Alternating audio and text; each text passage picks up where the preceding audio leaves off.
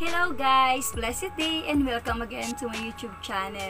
For this vlog, pag-uusapan po ulit natin ang bagong lending apps na aking nakita sa Play Store. Ito ang ating tinatawag na Easy Borrow, Easy Money! Na 80,000 daw po yung kanyang pinapahirapan. Isang valid ID lang din daw po ang kanyang kailangan. Okay, silipin natin. Let's check!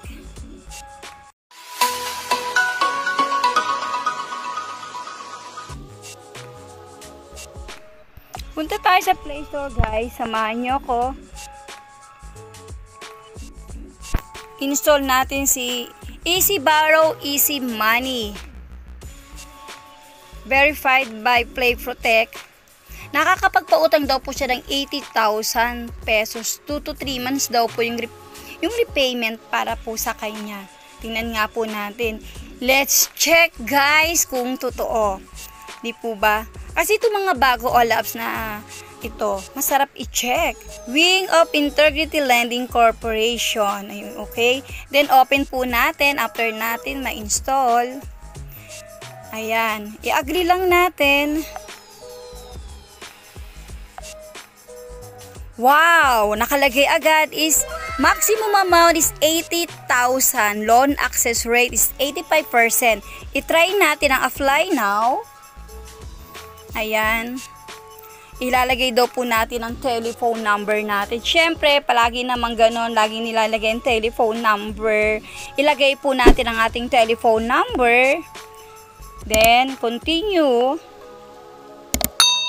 I-wait po natin, of course, yung na namang code. Lagi naman ganon, di po ba? Kahit sa ang all apps, lagi natin ilalagay ang ating code. Wait lang natin. Ayan, 8732. Ilalagay natin dito ang ating code. Ayan, okay.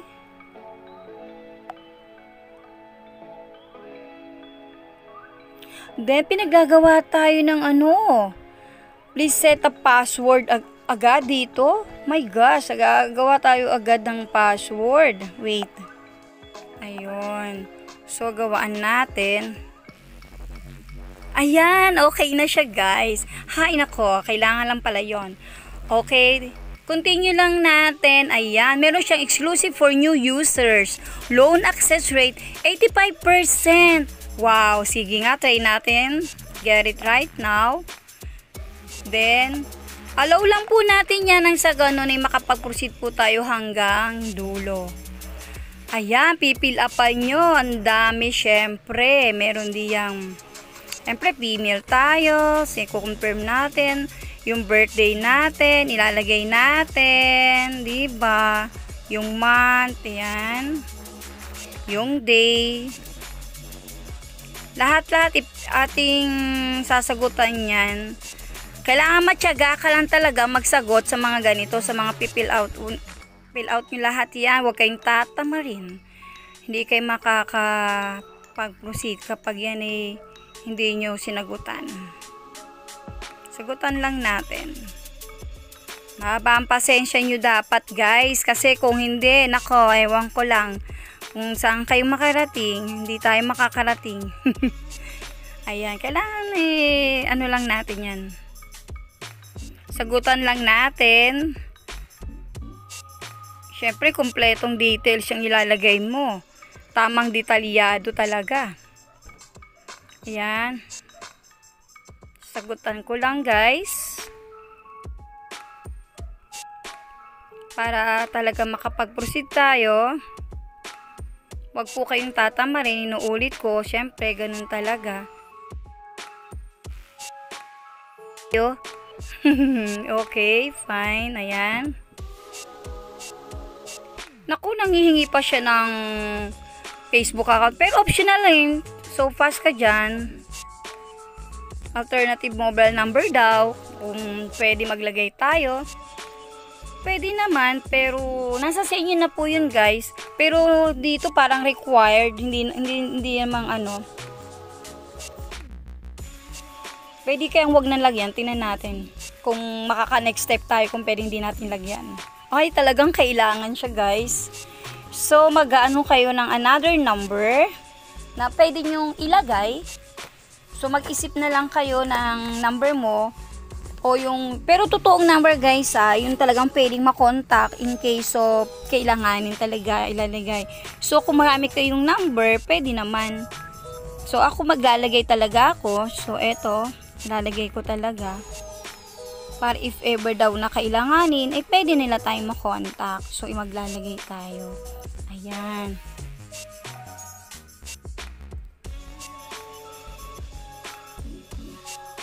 Ayan, 2, 4, 6, 8, and tama naman nilagay ko. 99, 6, 5, 9, 7. Okay, next step tayo. Wow, nag-proceed. Basta yung ilalagay nyo po, yung pwede kayong makontak.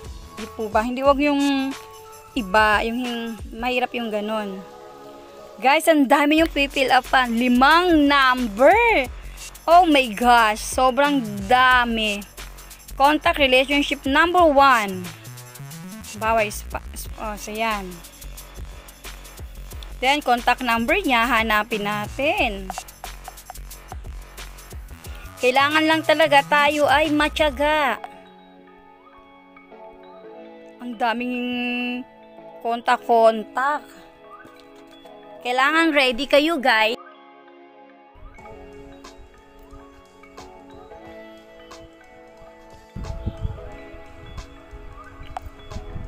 Ayan, so next step na tayo.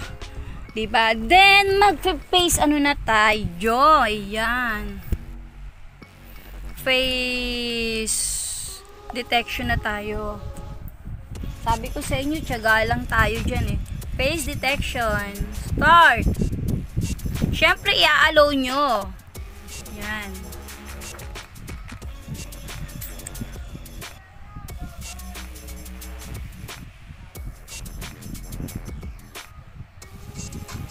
Please place your face in a circle frame and take a picture in a well-lit environment. Again.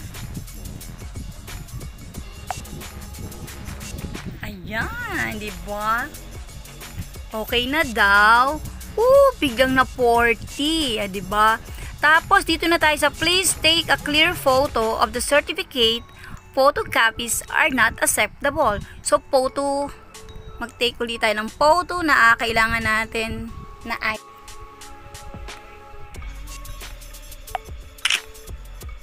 Ayan.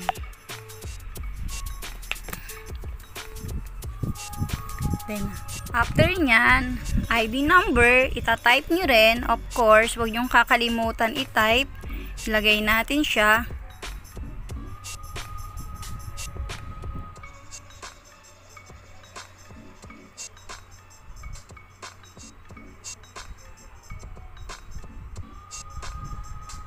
Then, last name.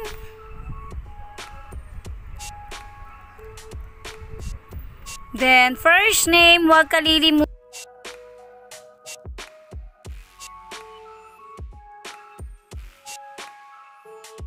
Then, next step na tayo, guys. Ayan. At parang hindi na yung pangalan ko. Hindi niya kinagat. Last name, magbano. First name, ay narambulo. Then, magne-next step naman tayo.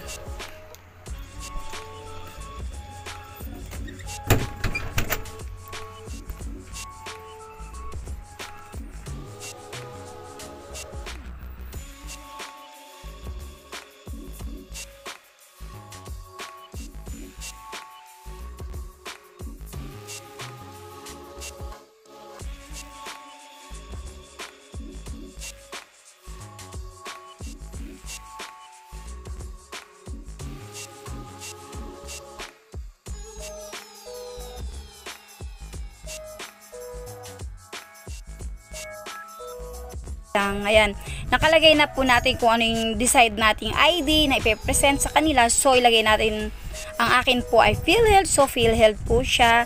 Then, ang kasunod niya ID number.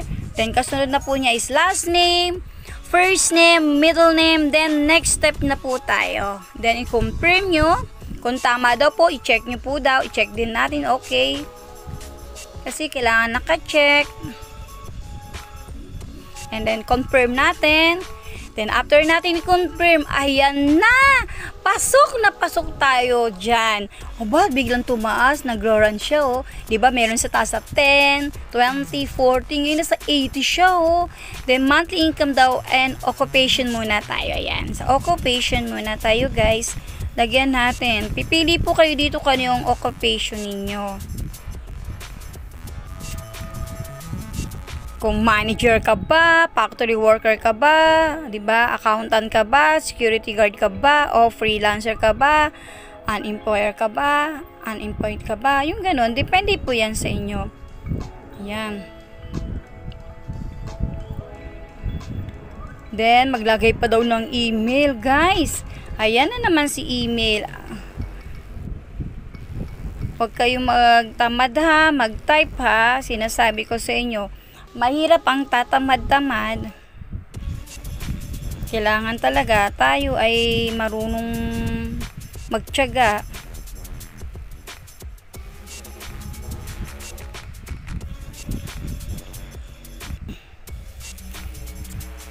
Guys, andito na tayo sa withdrawal method. Tips: add multiple withdrawal methods to increase the loan success rate to 95% daw po. Then, ikiklik po natin ang submit. Maghanap ka daw po ng withdrawal e-wallet daw po ba? E-wallet lang, withdrawal channel, kung coins, GrabPay, Paymaya, GCash, syempre, sa GCash tayo. Then, ayan. Ilalagay natin dito ang... Pero, kung talaga naman desidido kayo, pwede mas maganda sa may bank account kaya. Mas maganda bank account, di ba? Pero depende pa rin yun sa inyo. Ayan, maglalagay tayo daw dito ng, ayun o, mamimili kayo sa e-wallet. E-wallet nga pala yung naigalaw ko kanina, no? So, okay na yun. Di ko na ano, kung may bank ano. Try natin, wait lang. Withdrawal channel. Check ko lang ha. Balik tayo sa withdrawal channel. E-wallet lang yung nakita ko, guys. So, sige lang. E-wallet lang. So, sige. Lagay na lang natin. Lagay lang natin.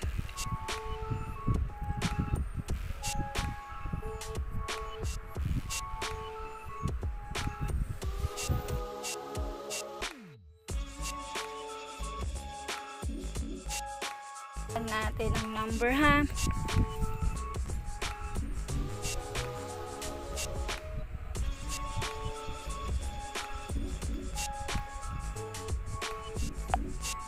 Then, submit natin. Ayan, guys. 3.5 ang ating, ano, ang ibibigay daw sa atin ay 3.5. Pay on time and get loan 5,000 in the next loan. Hi.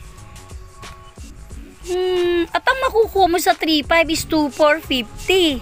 My gosh, guys. Tapos ang babayaran mo daw ay 3.5. Yun nga, sabi ko nga, 3.5 yung makukuha natin, marireceive natin. And payment dates is January, February, March, April, May, June, July 6 up. July 6, 2024. Ang iyong babayaran is 3.5. Pero ang marireceive yun lang po na actual is 2,450. Ayan. Nasa sa inyo po yun kung magiget loan pa po kayo o hindi. But now, hindi po ako magiget loan kasi nga po sobra namang laki. Ano ba yan? Ang lalaki ng kanilang mga ano, diba? Malaki nga yung papautang sa'yo. Malaki din naman ng kaltas, diba? Imagine mo, 3.5. Babayaran mo. 2,450 lang ang i-release sa'yo. Yun guys, napasilip ko rin naman sa inyo isang all apps lending na easy borrow, easy money na 80,000 daw yung pamimigay o mabibigay sa atin na loan in 2 to 3 months. Pero yung napuntahan natin, grabe, ang laki din ng kaltas niya. Pero in fairness, malaki din naman yung pinapautang nila, tulad ng lagi ko sinasabi sa inyo. Tanggapin natin na every time tayo maglo-loan, first loan natin, laging maliit lang ang makukuha natin. Pero dito, malaki. Pero malaki din yung kaltas niya. O lagi kong inuulit po, nasa sa inyo pa rin ang desisyon kung tutuloy kayo sa ganitong mga all apps. Ang sa akin po, sinishare ko lang po sa inyo ang aking nai-experience. Sa mga hindi pa po nakasubscribe, please do subscribe and hit the notification bell bago po makalimutan. Naka-encounter na po sa mga ganitong all-apps lending, pwede po kayo mag-iwan ng comment dyan sa ating comment section nang sa ganun po, ma-enlighten po uli ang ating mga kaibigan na hindi pa po nakakakita ng ganitong apps o hindi pa nila nakikita si Easy Borrow, Easy Money na apps na matatagpuan lang po natin sa Play Store. Inuulit ko po, kayo pa rin po ang masusunod kung kayo po ay mag-go dito o hindi. Ang sa akin po, take your own risk, guys. Okay, bye for now, guys. God bless and keep safe.